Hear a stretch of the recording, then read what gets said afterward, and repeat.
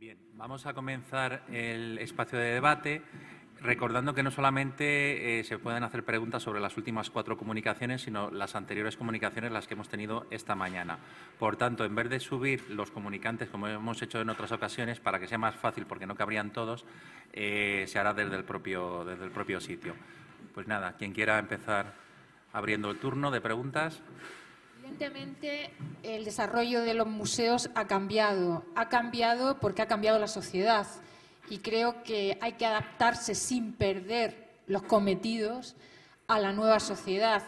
Yo, por ejemplo, vengo de una zona que tenemos la mitad de la población de nacionalidad española y el resto es de otras nacionalidades. Evidentemente, hay un aporte intercultural que hay que solventar. Entonces, ahora vamos por otros medios, como puede ser la arqueología experimental, porque al fin y al cabo el museo necesita público. Nosotros podemos investigar, podemos desarrollar nuestro trabajo, pero necesitamos al público. Y creo que esto va a ir a más, no hemos parado todavía. Y la única forma de ir es ir paralelo a la evolución social. Es un apunte, era para romper un poco el hielo y que sigáis interviniendo.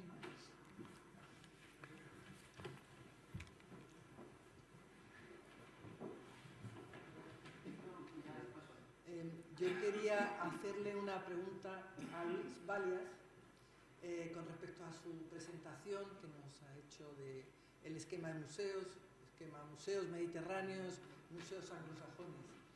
¿Qué pasa con los museos alemanes, con la isla de los museos? ¿Dónde entran esos museos?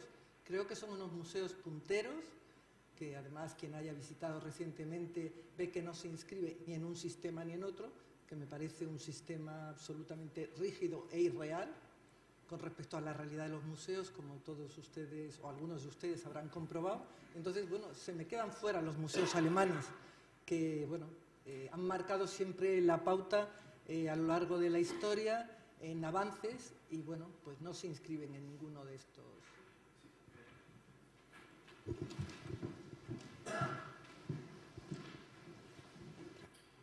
Bueno, en un principio yo estimo que entraban dentro del ámbito de la museología mediterránea, pero ocurre lo mismo, en principio, no en la actualidad, en un principio. Lo que sí que ocurre es que esta museología anglosajona se ha ido desarrollando, ha ido alcanzando y pasando al continente y yo creo que ha llegado a tocar a los museos alemanes. La idea es que hay una diferencia bastante clara entre la museología, pues eso, entre el ámbito anglosajón y el ámbito mediterráneo. Yo me refiero sobre todo al ámbito mediterráneo, los países mediterráneos más punteros. El marketing, por ejemplo, sí que se desarrolla en los museos alemanes y otros sistemas de gestión. No sé si te he contestado o...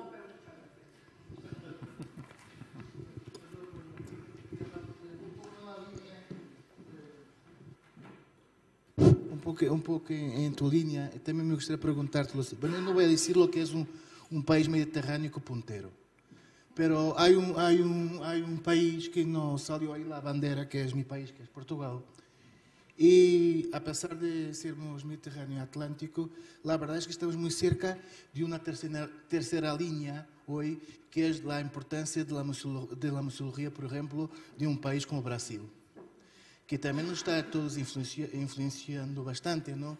Y yo creo que esas dualidades que has aquí colocado, sinceramente, creo que como decía la compañera, todo está cambiando a un ritmo y a una velocidad muy, muy distinta, y las necesidades son otras. Por ejemplo, me gustaría saber tu opinión, ¿por qué es que la gente va a Altamira y no va al Museo Provincial? ¿Por qué es que la gente va a Altamira y no va al Museo Provincial?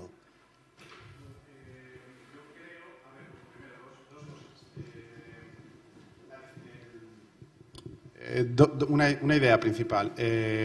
La división que hago entre museología mediterránea y museología anglosajona, bueno, es una diferencia que existe desde un punto de vista académico. Existen muchísimas más museologías, no únicamente existen esas dos, eso es lo primero.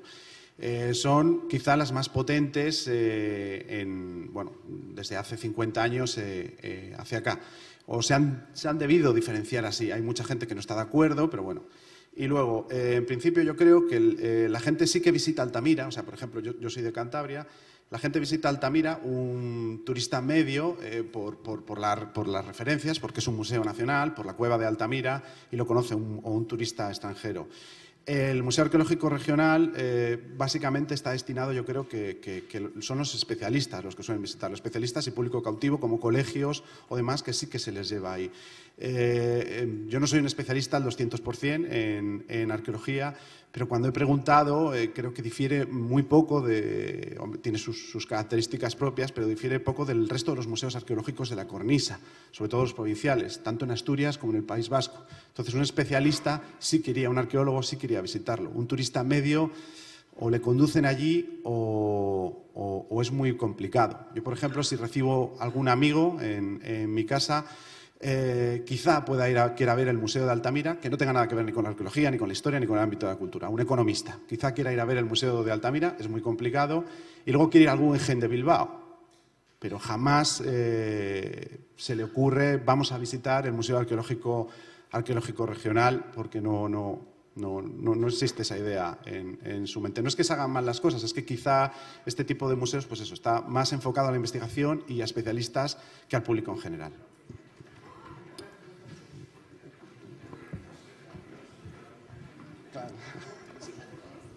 Bueno, en principio yo también tengo una cierta experiencia sobre lo que pasa en Cantabria y creo que hay una diferencia fundamental de estos dos museos.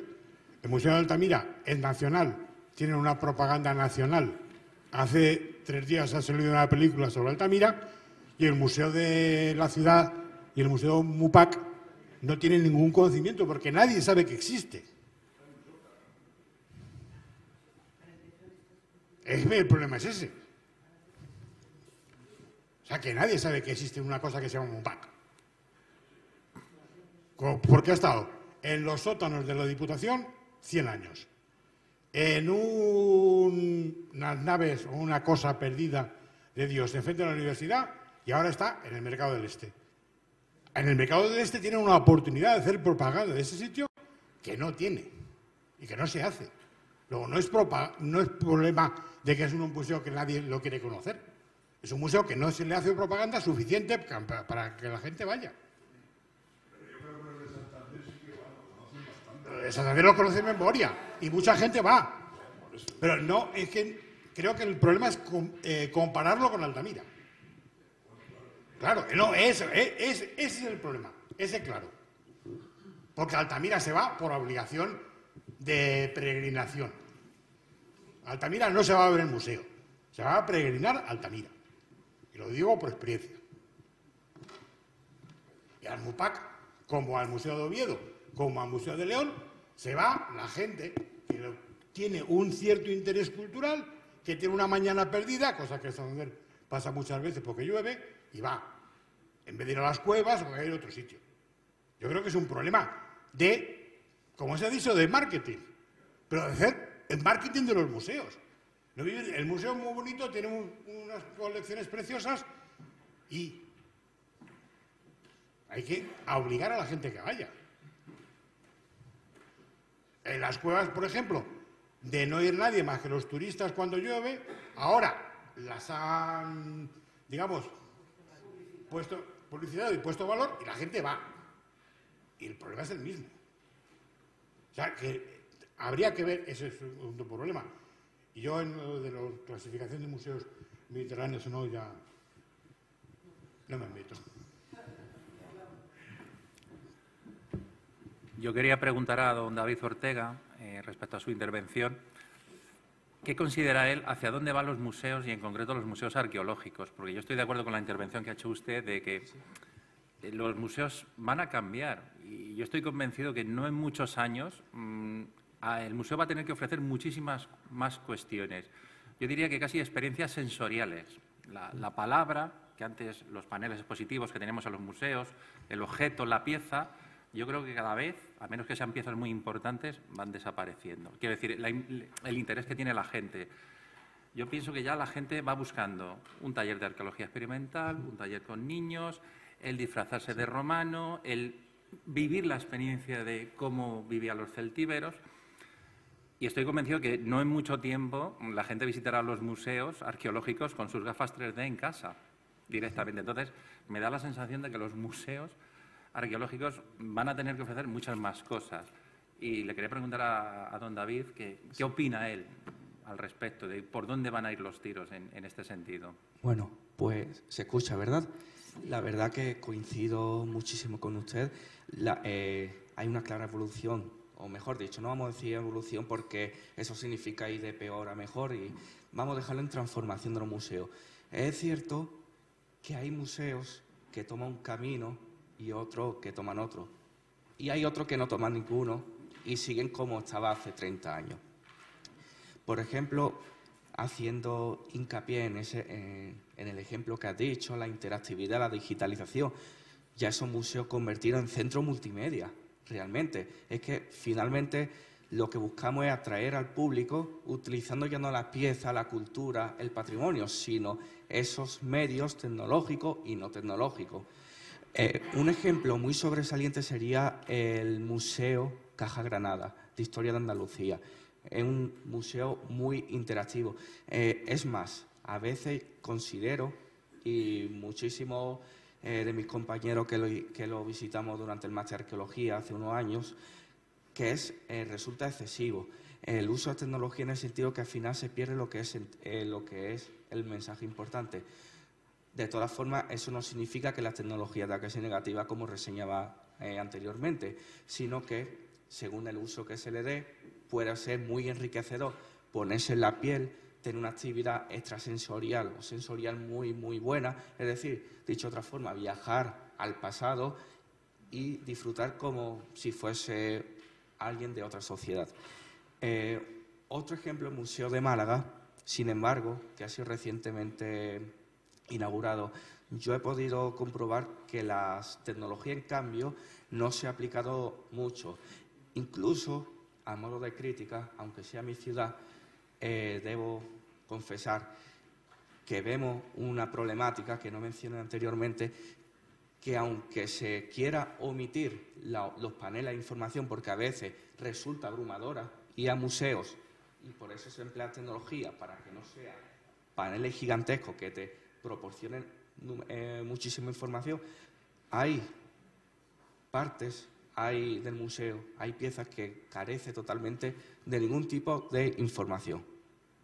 Sin embargo, y ya para terminar, y no malgastar mucho la pobre garganta, es imprescindible pues, esos talleres de arqueología experimental, manualidades, la cooperación por parte del visitante para que siga funcionando el museo es primordial. Además, hay que tener en cuenta que estamos ante una sociedad digitalizada, una sociedad que está muy unida a las tecnologías, para bien y para mal. Y los museos utilizan tecnología para bien y para mal. Ya depende del ojo con el que lo mire. Gracias. Bueno. Continuando un poco con esto, y porque creo que es un tema que a todos los profesionales de museos nos interesa, cuál es, hacia dónde vamos, cuál es la realidad. Como trabajadora de este Museo Arqueológico Nacional, bueno, lo que yo considero es que todas esas nuevas iniciativas, talleres, vestirse de romano o vestirse de lo que sea, o de paleolítico, está muy bien, y todas esas tienen que existir. Ahora mismo en el museo nosotros estamos participando en el desarrollo con una empresa de unas gafas, eso que comentabas antes, de unas gafas que vas a poder ver una ciudad ibérica, luego un campamento magdaleniense, en fin, o sea, todo eso está ahí. Y a mí me parece muy bien. Nosotros en Prehistoria pues, nos hemos esforzado por acercar a esa sociedad, esa gente que efectivamente busca 100% algo muy visual, pues grandes ilustraciones, que se vean inmersos en el mundo del Pleistoceno medio, del Paleolítico, todo eso está muy bien. Pero yo lo que creo es que tenemos que tener cuidado en conjugar las dos vertientes. Está muy bien todo eso, pero tampoco podemos perder de vista que es importante contemplar las piezas.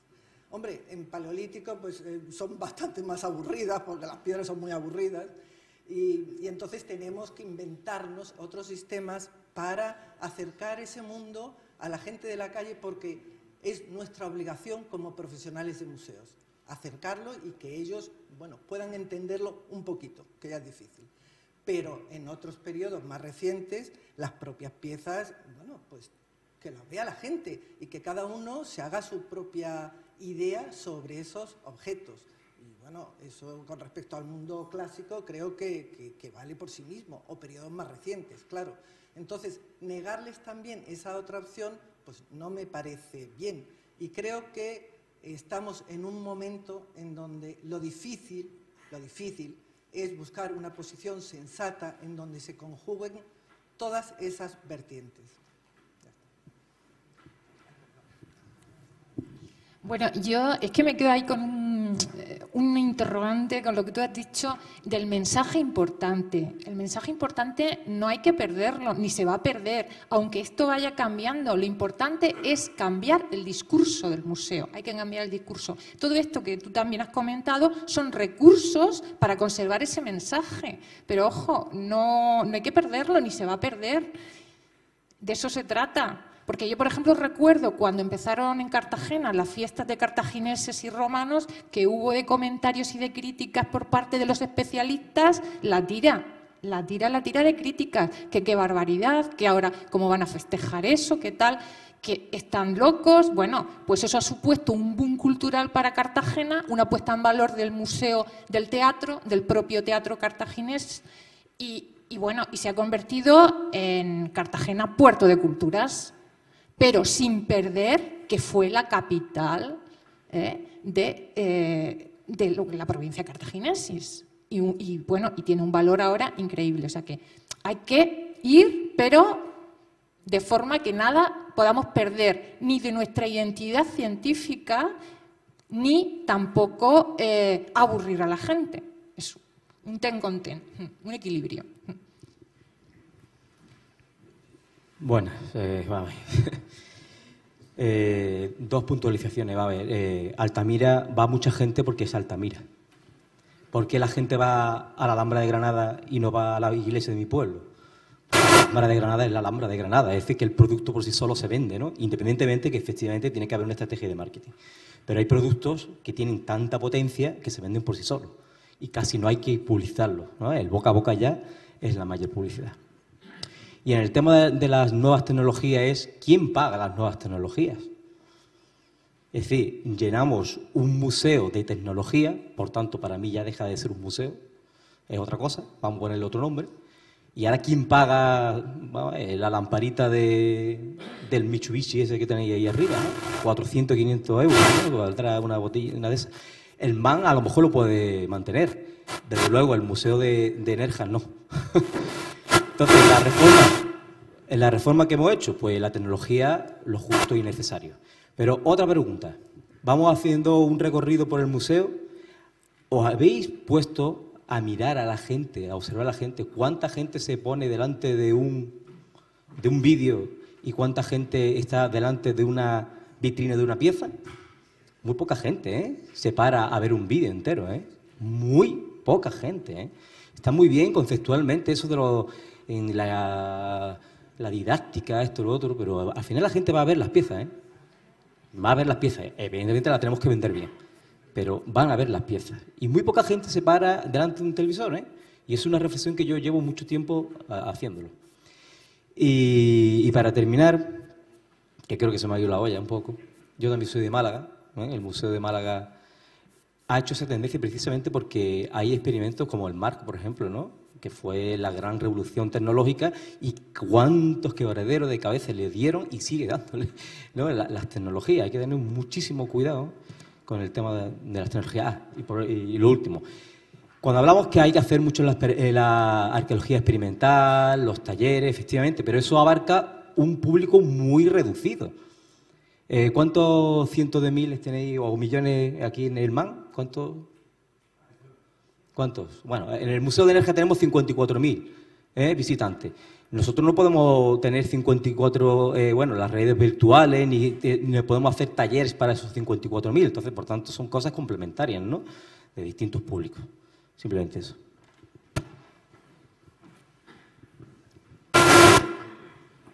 Bueno, sí. Quizás el problema es que estamos llegando al fondo de la cuestión. Los museos son una forma de enseñanza. Y el problema es cuál es el nivel de enseñanza de la historia que tenemos en este país.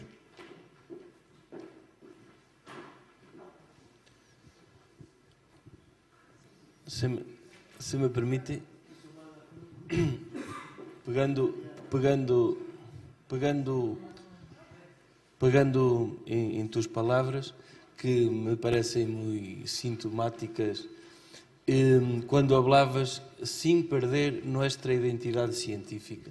E me parece que muito por aí vão muito os tiros, mesmo nossos médios. Quando falamos de multivocalidade, de co-construção de património, de la desconstrução de la voz autorizada, hombre, es un riesgo. Lo ha tratado muy bien Alfredo González Ruibal em seu artigo do livro Reconstruindo Arqueologia. E isso, hombre, o que passa é que nós outros neste momento estamos incluso em um problema em Portugal que penso que é comum à Espanha. Eu, por exemplo, he sido sócio fundador de uma das primeiras empresas de arqueologia no ano 95 e levamos 20 anos trabalhando demasiado na arqueologia preventiva, em todas estas arqueologias, e chegado a 2011 as coisas se derrumbaram. E então volvemos ao ayuntamento. Eu, por exemplo, volvi onde empecei, com a dita arqueologia de patrimonial e com tudo isso. E agora o que estamos aqui em Espanha, vosotros lo estão haciendo melhor, buscando novos caminhos. E os museus arqueológicos, neste caso, são fundamentais.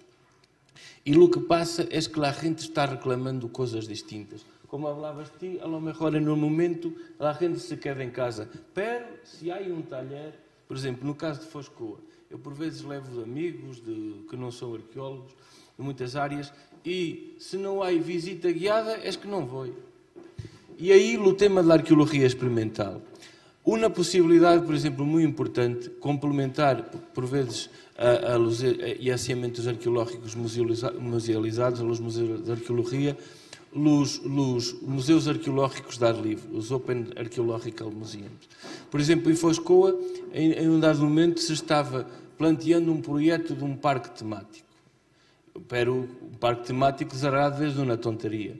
E eu, por exemplo, me impliquei, há escrito um pequeno artículo, porque era na promoção do ayuntamento, explicando o que é um parque temático e o que é um museu arqueológico de ar livre, desde as definições e as metodologias de LECOM. Pero são possibilidades. Eu, por exemplo, te digo, tampouco sou demasiado com os ditos museus interativos, muito tecnológicos, também tiveram seu momento, pero o recurso a essa, como um pouco o recurso à arqueologia simétrica, também há volver a la pieza, e isso, o valorar la pieza. Pero, por exemplo, no caso de Foscoa, com o trabalho que eu he hecho com entrevistas, com a comunidade, o que as pessoas contestam e echam de menos, como sabes, em Noval há gravados hasta a época moderna.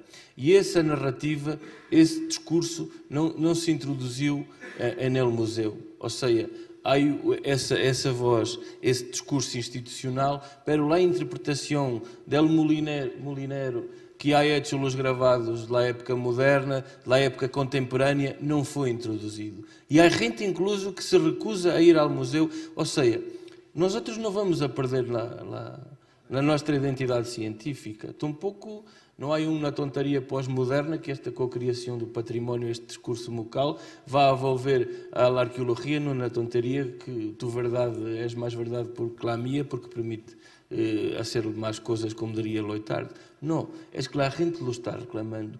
E nós nos podemos incluir nos museus em outros planeamentos. E isso está um pouquinho estudado já no Reino Unido, pero no caso dos museus arqueológicos neste momento, como esta de fundação pública que é a parte, o que as pessoas estão pedindo é participar, ter assento no Conselho da Administração com um Conselho de Participação. Por exemplo, nesta zona de Portugal, com o tema dos parques naturais, tem havido em Trás-os-Montes e Alto Douro uma reclamação das populações, incluso um conjunto que demorou quase 2 anos de debate de conselhos do povo, reclamando estar ali participando, porque incluso os parques deixaram de ter uma direção local e se foram e é isso.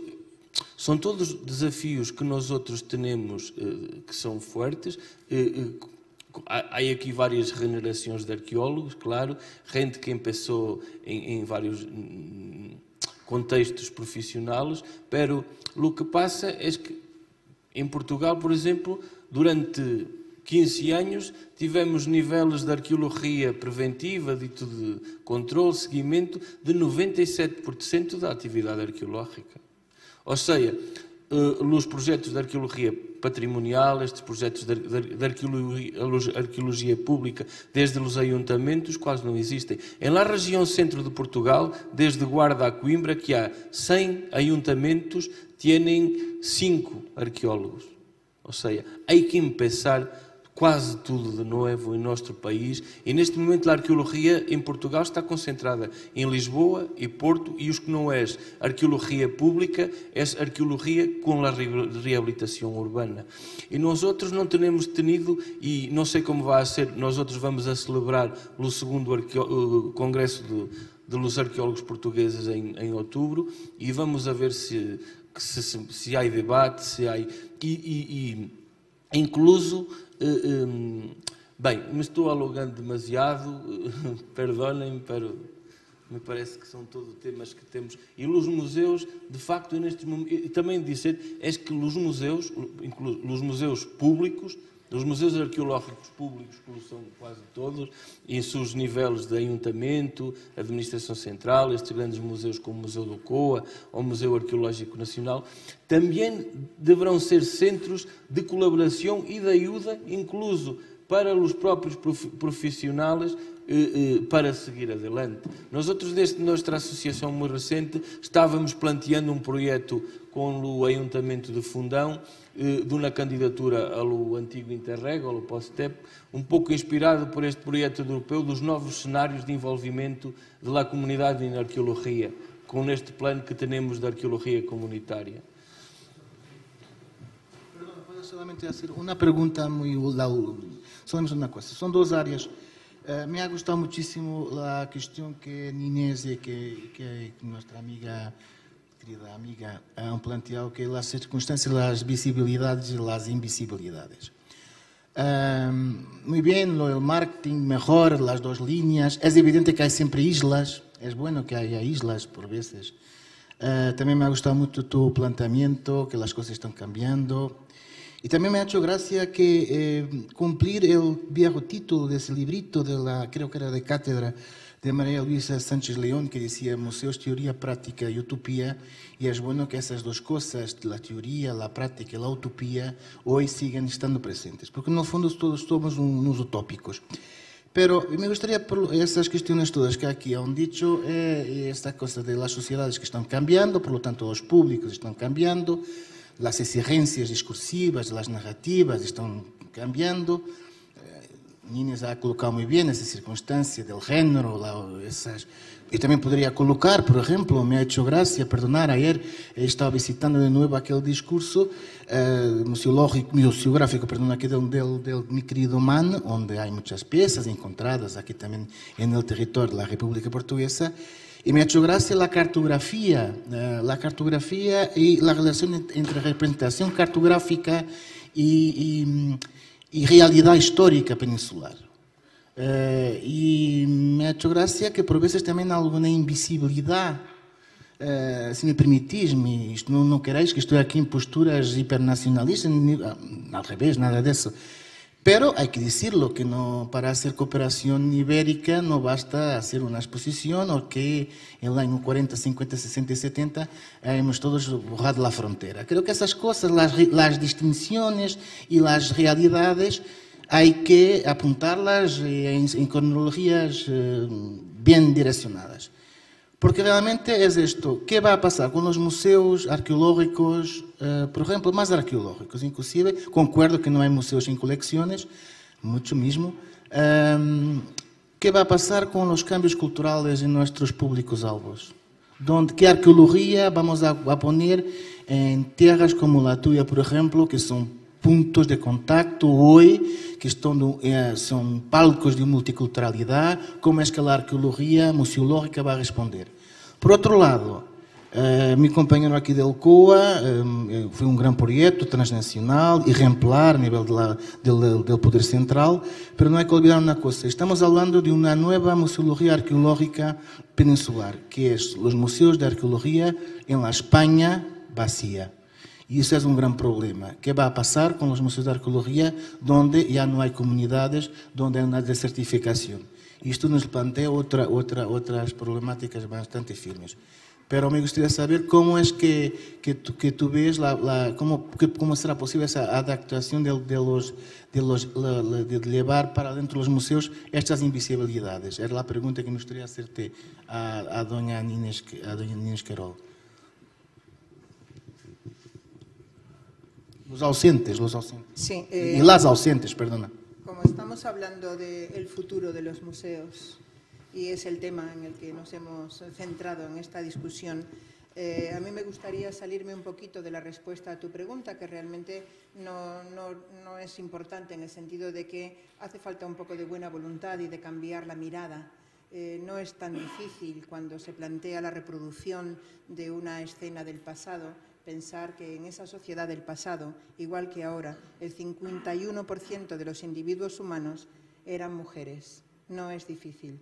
No, lo que yo quería era sobre todo resaltar el hecho de que tal vez el cambio fundamental de los museos en el siglo XXI no esté en el tema de más o menos tecnología, más o menos gafas de ver cosas, sino en una cuestión de carácter social. Hasta ahora nos hemos acostumbrado en el siglo XX a que la Administración nos ponga museos. Viene la Administración y nos pone un museo. Y la gente de los pueblos dice, vino el Ayuntamiento y nos puso un museo. Vino el Estado y nos puso un museo. Y vino la Administración de la Comunidad y nos han puesto un museo. Iremos a verlo o no, pero no es nuestro museo. Nos lo han puesto.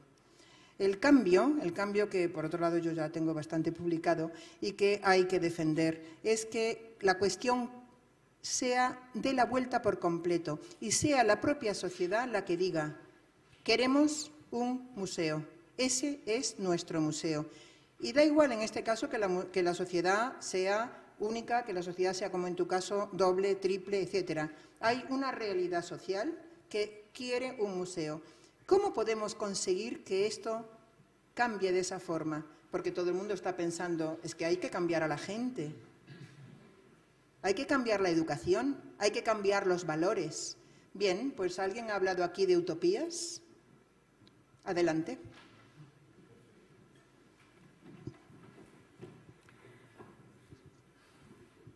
¿Más preguntas? Yo quería preguntar tanto a doña Ana Martins como a doña Ángeles Querol si ellas que han estado estudiando esta representación de las mujeres en la actualidad en los museos, si han tenido ocasión de compararlo con los libros de texto escolares, si han visto que hay una mejoría. Por la experiencia que yo tengo, no ha habido todavía, o sea, se ha avanzado, pero en los libros de texto escolares la imagen que se da de la mujer en la prehistoria, la historia antigua, todavía sigue siendo bastante caótica. Sí, precisamente es un tema que yo estuve publicando a principios de los 2000, a finales de los años 90, en un proyecto sobre la mujer, la representación de las mujeres y el lenguaje de las mujeres en el tema del origen del hombre. Que, bueno, pues llamaba la atención. Ese proyecto dio lugar a 2 libros, que bueno, están a disposición de cualquiera, pero que siempre asusta un poco comprobar cómo en los lenguajes y en las representaciones, cuando se hablaba del origen del hombre, se hablaba del origen del hombre. ¿Vale? Y claro, pues resulta bastante difícil superar ese tema analizando los libros de texto. Tú lo ves, a partir de 1970, en los libros de texto escolares empieza a aparecer la evolución. Ojo, antes no. La evolución humana, los árboles de la evolución humana, los gráficos de la evolución humana, donde los protagonistas son siempre hombres, aparecen en esas fechas, normalmente copiados de textos franceses. No aparecen anteriormente porque con anterioridad, sobre todo en los años 40 y 50, la historia antigua, la historia más remota, empieza en Adán y Eva y se confunde el primer capítulo de las historias universales con el primer capítulo del Génesis.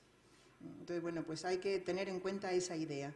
La revolución, si es que se puede llamar revolución, empieza en 1970. Tenemos, por lo tanto, muy pocas décadas de historia en este tema. Y durante esas décadas, qué difícil es cambiar las cosas. Nuestra primera enemiga, y hablo en nombre de las mujeres, es la lengua española y la lengua portuguesa. Igual que el resto de las lenguas románicas, nos ocultan por completo. El problema es que nos sentimos identificadas cuando hablan del origen del hombre. ¿Pensamos realmente que también están hablando del origen de las mujeres? Todo el mundo dirá, pues por supuesto. No, tengo pruebas y las tengo publicadas. No es así. Cuando se habla del origen del hombre, se habla de hombres. Y cuando se habla de hombres, insisto, se habla de hombres, no de mujeres. Las mujeres quisiéramos ser hombres, ¿verdad? Quisiéramos estar dentro de los masculinos. Quisiéramos que nos tuvieran en cuenta. Quisiéramos incluso que no nos mataran. Van 21. Pero todavía no lo hemos conseguido. ¿Podemos empezar por cambiar nuestra lengua? ¿Podemos empezar también por cambiar los libros de texto y las representaciones de los libros de texto, donde, por cierto, y haciendo un paréntesis, os diré que continúa confundiéndose la arqueología con la paleontología y aparece la palabra arqueólogo sobre un señor que está rodeado de huesos de dinosaurio? Porque continúa siendo así. Entonces, no solamente hay que cambiar el tema de las mujeres y los hombres en los libros de textos, en arqueología hay que cambiar incluso el propio concepto y la palabra y el significado de arqueología. O sea que tienes mucha razón, queda mucho trabajo por hacer. Muchas gracias. ¿Alguna pregunta más? Pues bien, si no hay más preguntas, damos por finalizada la sesión y recordarles que a la 1:30 tendremos la conferencia de clausura de Nathan Schlanger. Muchísimas gracias.